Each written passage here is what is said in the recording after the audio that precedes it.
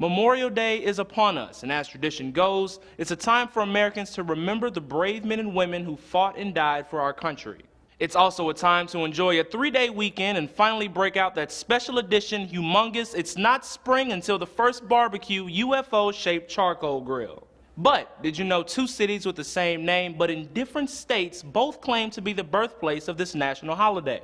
Here's what you need to know about the history and traditions of Memorial Day. While the birthplace of the holiday might be contested, we know the origin of Memorial Day came from the end of the U.S. Civil War. After the war, soldiers in the North and South decorated the graves of comrades who died, at least 600,000 by the time fighting stopped. The U.S. Department of Veterans Affairs says one of the first instances of Americans honoring the fallen took place in Columbus, Mississippi, April 25, 1866. A group of women decorated the graves of Confederate and Union soldiers, but Americans in at least 5 other cities, including Columbus, Georgia, all seem to think they were first.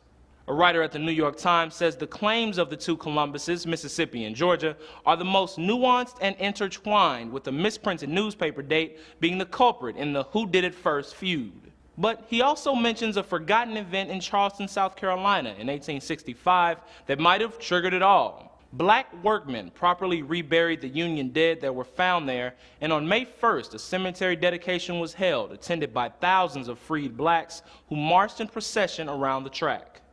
Despite all that, Waterloo, New York was named the birthplace of Memorial Day in 1966 because of a ceremony for fallen soldiers that took place a century prior.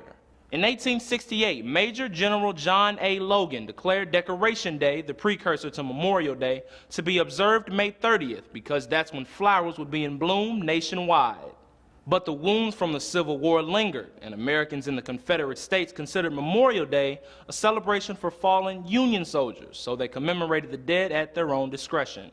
May 30th became a day to honor all American soldiers who gave their lives in combat when U.S. soldiers returned from World War I. Memorial Day became a national holiday in 1971, and since then, Americans have celebrated the fallen military men and women through tributes, celebration, parades, and more on the last Monday in May. Thanks for watching. I'm Jamal Andrews.